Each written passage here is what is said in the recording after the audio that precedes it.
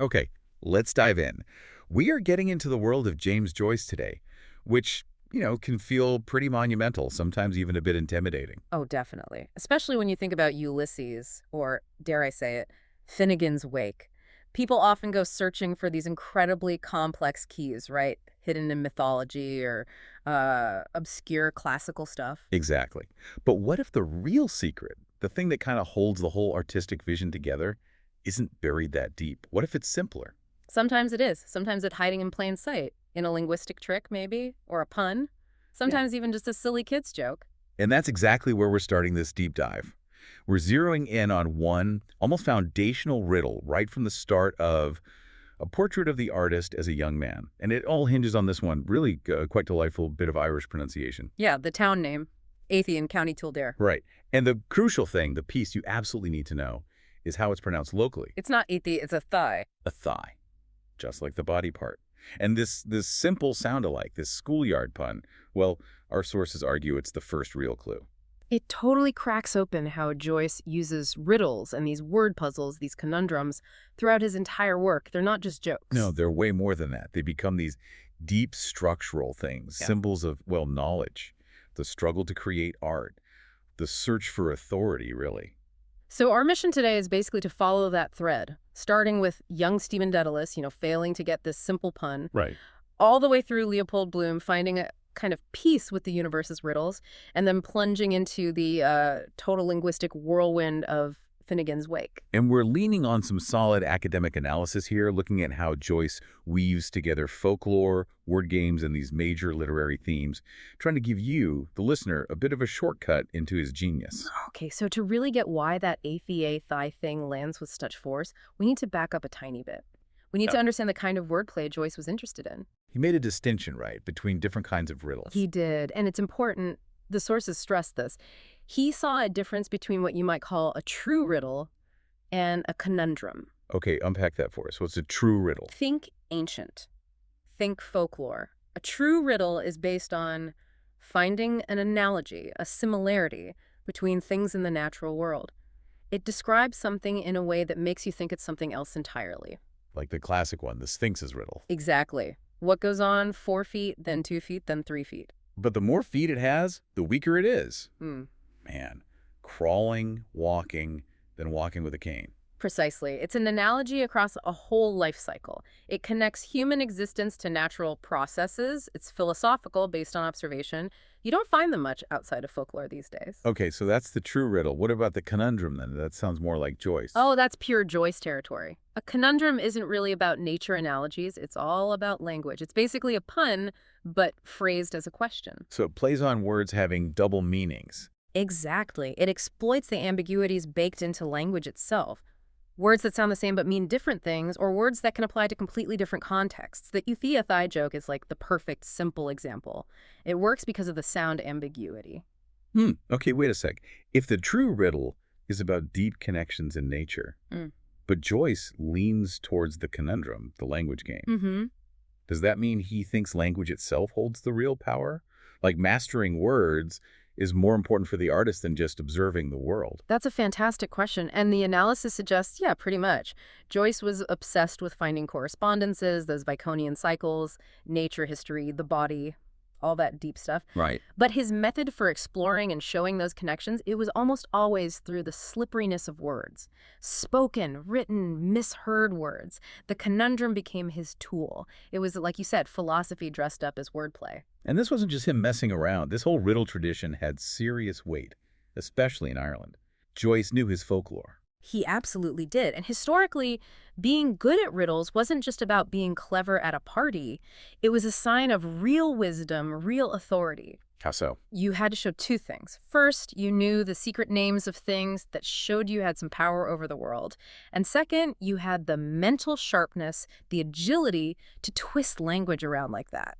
So the Riddler was kind of like the keeper of knowledge, part philosopher, part poet. Totally. And that's why old riddle contests, they weren't just games, they were power struggles. If you could answer the riddle, you basically disarmed the person who asked it. You took their authority. And if you posed a riddle, no one could answer. Then you were the wise one. You cemented your status. That ancient idea gaining power by solving secrets, by knowing the answers, that's the whole framework Joyce is using for his characters.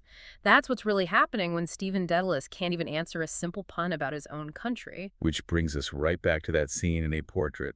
It's early on. Steve is just a boy at Clongowes Wood College. Yeah, and he's confronted by his classmate, Office. And Athie hits him with this riddle. Why is the County Kildare like the leg of a fellow's breeches? And again, the whole thing hangs on knowing the pronunciation.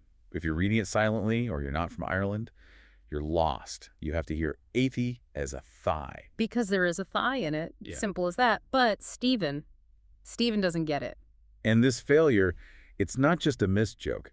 The analysis argues this is a huge moment. Monumental. Joyce packs so much into this tiny exchange about Stephen's whole crisis of identity. How does it do that? It seems like just a silly geography joke. But look at the comparison it makes. It directly links a part of the human body, a thigh, with a specific place in Ireland, the town of Athie.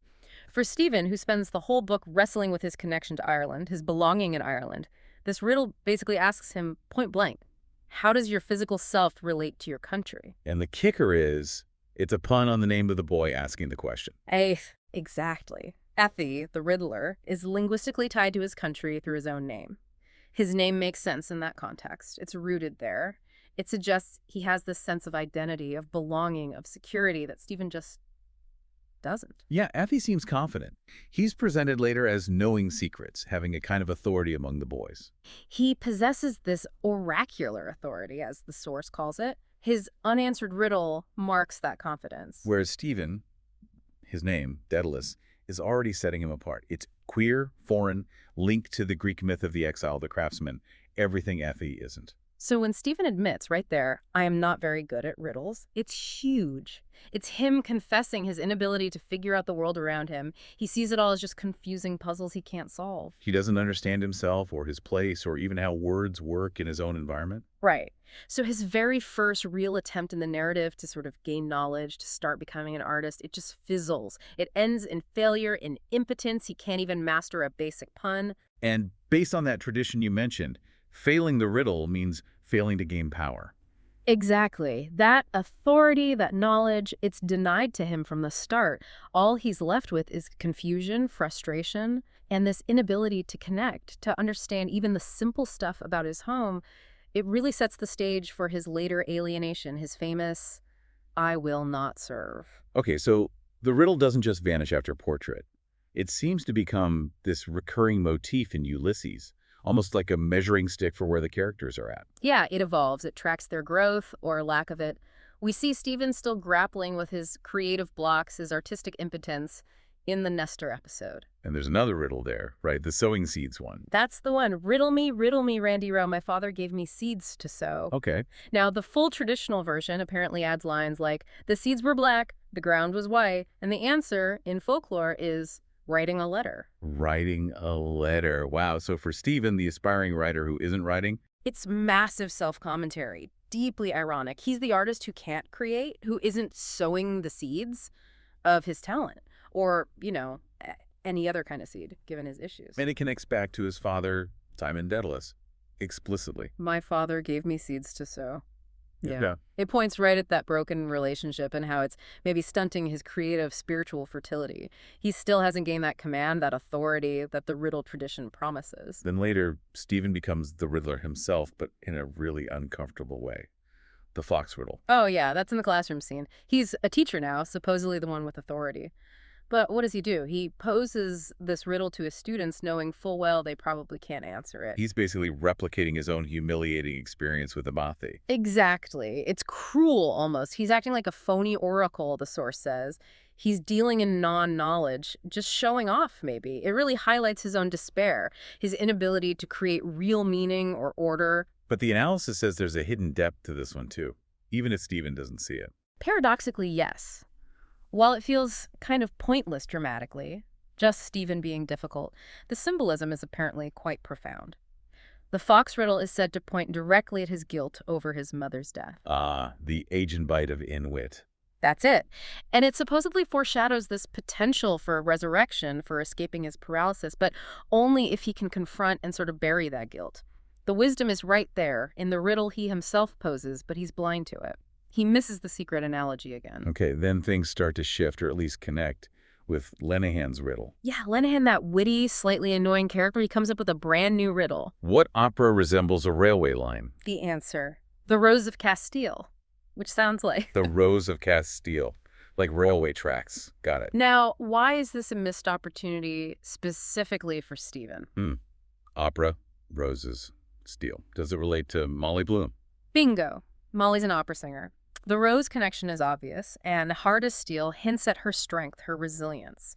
She's potentially this figure of, I don't know, stability or even salvation for Stephen. But he just hears the pun and moves on. Totally misses the personal relevance. It just washes over him. He can't connect the linguistic trick to the actual human drama unfolding around him in Dublin. And this is where Bloom starts to contrast with Stephen, isn't it? Massively. Because Bloom hears this riddle too, or at least the idea of it. And later, in the Chaos of the Circe episode, the Nighttown section, Yeah. Bloom actually revises the riddle. He plays with it. He changes it to, what railway opera is like a tram line in Gibraltar, the Rose of Castile? He's actively engaging with it, processing it. Unlike Stephen, who's still stuck on the riddles he couldn't solve years ago, Bloom is working through the puzzles of his own life. He's integrating things. It shows his quiet, steady movement towards some kind of understanding. Which leads to that moment near the end of the book, Bloom's breakthrough. The big one. After this whole history in Joyce's work of characters failing at riddles, Bloom is faced with several tough enigmas. One is that old standard chestnut he's apparently been thinking about for ages. Where was Moses when the candle went out? And the answer is so simple, yet profound. In the dark. And Bloom finally gets it. It clicks. And this isn't just him solving a pub quiz question. It's presented as the climax of his whole intellectual journey. How so? Because understanding that simple, unavoidable fact, the darkness, the extinction of artificial light, it leads him directly to equanimity, to peace. So he doesn't gain power by being clever, like Anithi with his pun? No, he gains it through acceptance, by understanding the fundamental condition of things, the darkness that's inevitable, irreparable. He finds knowledge and power not by defeating the riddle, but by accepting its truth. He understands he is in the dark. That's a huge shift from Stephen's striving and frustration. It's the culmination. The successful answer grants him this internal self-mastery, this peace that Stephen, for all his intellectual fireworks, never finds. Okay, so if riddles were clues and symbols in Portrait in Ulysses, when we get to Finnegans Wake, it sounds like they become something else entirely. Oh, absolutely. It's like the riddle stops being in the book and becomes the book itself. Joyce uses them in these incredibly dense and layered ways, verbally, structurally, thematically. The whole thing is a giant puzzle. The source calls it a schurzerade, a joke charade. Yeah, or a rebus de hibernatius, a puzzle about Ireland. The riddle becomes the DNA of the text. So let's start with the verbal stuff. How does he weave them in? Well, sometimes he just drops in standard known riddles, but then immediately starts playing variations on them, twisting them. Like which one? The analysis points to that old philosophical question, is life worth living? Okay. That gets warped into phrases like, that's what makes life worth leaving, or was life worth leaving? And the traditional kind of cynical, folkloric answer to that question is? It depends on the state of the liver. Exactly. The pun on the organ and, well, the person living. So Joyce runs with that. He connects the big philosophical question to the physical body, even using it to describe characters. Shem, the artist figure, is described as having a loose liver. Tying his morality, or lack thereof, and his physical state right back to the riddle's punchline. Precisely. And it's not just inserting riddles. He messes with the form of the riddle contest itself. Remember we talked about the traditional Gaelic opening when you answer a riddle? Niansa. Meaning not hard or easy. Right. It's a declaration of confidence, of knowledge. But Joyce flips it. He constantly twists Niansa into things that sound like no answer. So instead of ease, you get uncertainty, pessimism. Yeah, it reflects the general feeling in the wake that maybe there are no final answers. The failure to solve the riddle becomes the norm, echoing that acceptance Bloom found. Certainty is gone. But the really mind-bending stuff seems to be the rebuses, these super complex word puzzles. Oh, the rebuses. Yeah, those require you to slow way, way down. They are incredibly intricate. The answer is hidden, syllable by syllable, in these cryptic clues. The example given is the Achilles riddle. It starts, my top it was brought Achilles low, my middle I ope before you, my bottom's a Volter. How on earth do you solve that? You have to break it down. The answer is a flower. Heliotrope. Okay. So my top, it was brought Achilles low. What brought Achilles low? His heel. That's the first syllable. Yeah, that got My middle Iope before you, that's Io, just given openly. Iope often linked to Issy, the young girl character, her sort of naive openness. heel. Well, the Io Balser. This pun's on vulture, maybe, but it points to the Greek root tropos, meaning turning. So trope. Heliotrope, wow. And the amazing thing, the analysis points out, is that this single riddle manages to describe the flower itself and the Achilles myth and Issy's budding sexuality all at the same time. That's incredible density. It's binding nature, myth, and sex through one-word game. It's Joyce using the conundrum not just for a laugh, but as this incredibly compressed map of his universe, everything connected through language. Okay, so beyond the verbal tricks, you said riddles become structural in the wake. What does that mean? It means the actual plot, the action, is often built around these confrontations that are essentially riddle contests. Power shifts based on who can understand or answer the question. Like the main character, HCE, and his encounters in the park. Exactly. HCE, Humphrey Chimpton Earwicker. He keeps running into this challenger figure, sometimes called the cad, sometimes other names, and the cad asks him a question. Usually something simple, right? Like the time. Yeah, how much o'clock it was, or sometimes just how are you today? But crucially, it's often asked in a way HCE can't understand. Maybe it's in Irish, some kind of slang, what the book calls a vermicular tongue like worms, or just local vernacular. And HCE represents What? the outsider, authority. He's the pub owner, the father figure, often seen as an invader or foreigner. His authority is already a bit shaky, so when he can't understand the local way of speaking, he can't answer the question. He fails the riddle. And that failure has consequences. Big time. It fuels his feelings of being inadequate, impotent, and especially his guilt over this mysterious sin he may or may not have committed in the park. The riddle failure becomes tangled up with his whole psychological breakdown. So he's trapped by these unanswered questions. Does he ever get out? Yes, but only through a massive formal riddle contest. That's the Yawn episode. It's like this huge interrogation where HCE, kind of channeled through his son Shaun, is forced to confront the ultimate riddle, the riddle of his own existence, his identity, his guilt, his place in the world. And by finally answering that riddle. He gains self-mastery. The questioners lose their power over him. It proves the old principle. Solving the riddle restores your authority, your self-possession. We also see this structure in the fights between the sons, Shem and Shaun, right? Constantly. The brother battle. Often it's Shem, the writer, the tricky one with words, who's the riddler. He taunts Shaun, the more conventional, maybe less imaginative brother. They show up as Mutt and Jute, too. Yeah, that's one famous transformation. Mutt is sort of the Shem figure, the invader, asking Jute, the native Shaun figure, for directions. But they get confused. They can't understand each other. They even literally swap hats. Let us swap hats. So their personal argument reflects bigger historical conflicts. Yep. Like invasions, language barriers. Exactly. Their linguistic confusion mirrors HCE's failure, connecting the family squabble to these larger cycles of misunderstanding and conflict. And the ultimate version of this is St. Patrick versus the Druid. Right. That's presented as a much more serious, high-stakes battle of wits. It directly mirrors those ancient Celtic contests where winning the riddle contest meant gaining real power, spiritual and political dominion. And St. Patrick, the incoming force, wins. He does. He out-riddles the native druid, proving his superior knowledge, his mastery of secrets, and thus gains authority over Ireland. The pattern holds. Master the riddle, gain the power. Okay, this is getting seriously complex. We've had verbal riddles, structural riddles, now thematic riddles. What does that mean in the wake? It means the riddles themselves start to embody the book's biggest, deepest mysteries.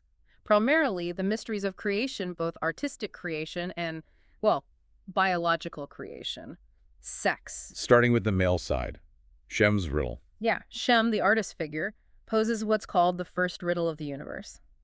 When is a man not a man? Okay, that sounds like an old one. What's the usual answer? Traditionally, the answer points to impotence or castration, the eunuch, someone biologically incomplete. But Shem doesn't go with that. No way. Shem, the artist, rejects that purely physical answer. His answer is, when he is a yours till the rending of the rocks, Shem. Shem. Shem. He's saying a man transcends being just a man, becomes something more, maybe even rivals God when he's a creator. An artist, an artificer, someone who makes things up, makes shams, deceits. So the artist is a sham, a deceiver, but that's precisely what makes him potent, creatively speaking. That's the idea. He finds his power not despite being a sham, but because he embraces the artifice, the illusion, the wordplay. He succeeds where young Stephen failed because he masters the sham of art. Mind blown.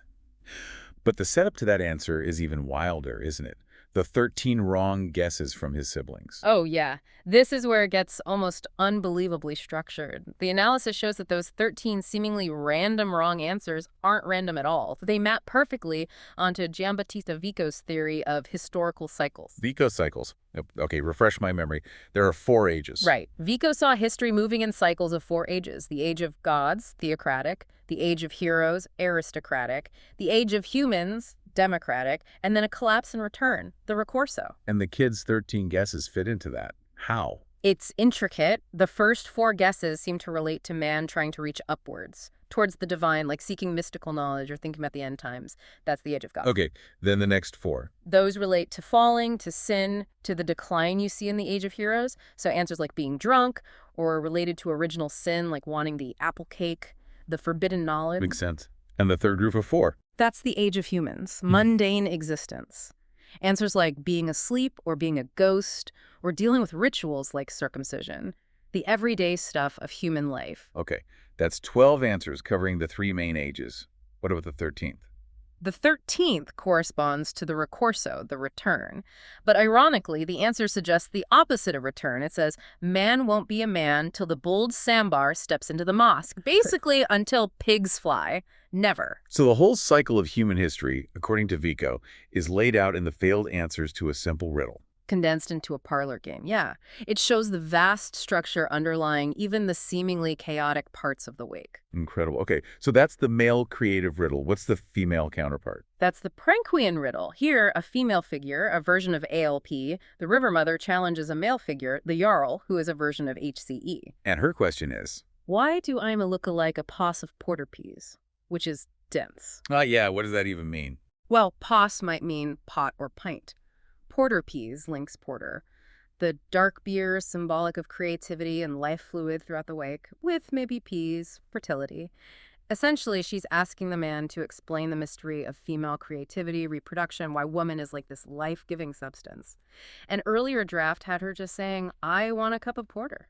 She's asking him to understand her fundamental nature as the source of life. Pretty much. And what does the Jarl HCE do? He fails, right. Miserably at first. He's described as impotent, self-absorbed, laying cold hands on himself. He basically tells her to shut up. He completely fails to engage with the riddle of female creativity. But this riddle gets resolved differently, not with words. Exactly. The resolution comes through action.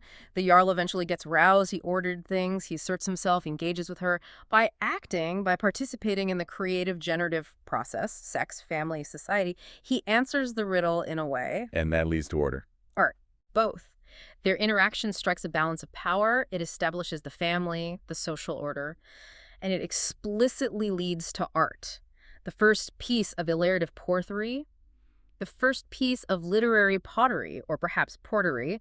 Solving the sexual creative riddle is what kickstarts civilization and art in the Wake's world. And this whole primal scene gets replayed by the children. Yes, miniaturized. With Issy, the daughter, as the riddler, and Shem, called Glug here, as the baffled male figure. What's the dynamic there?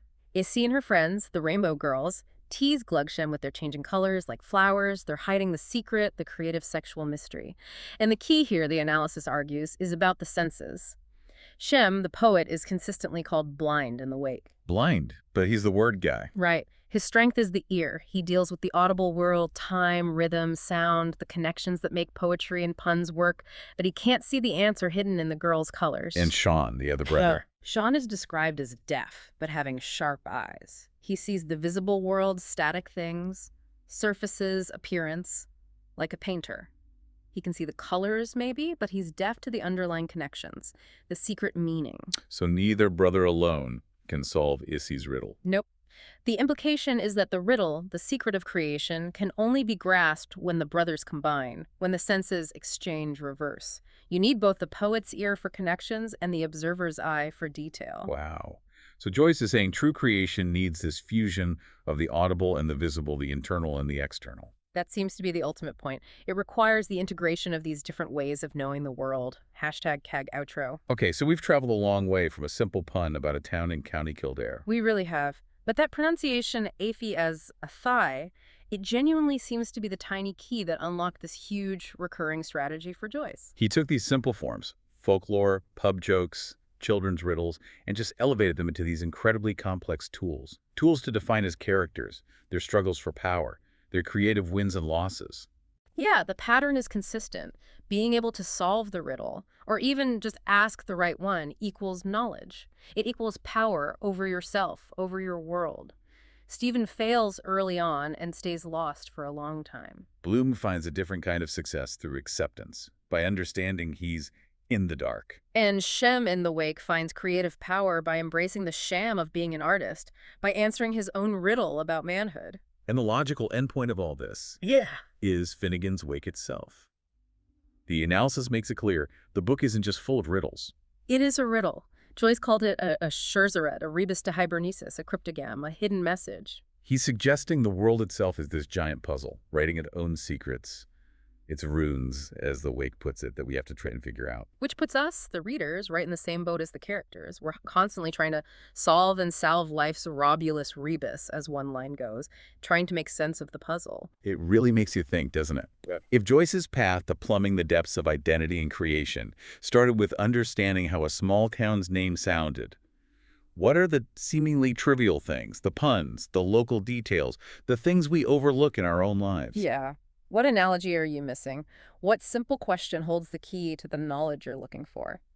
Maybe the biggest answers really are hidden in the simplest places, just waiting for us to hear them correctly.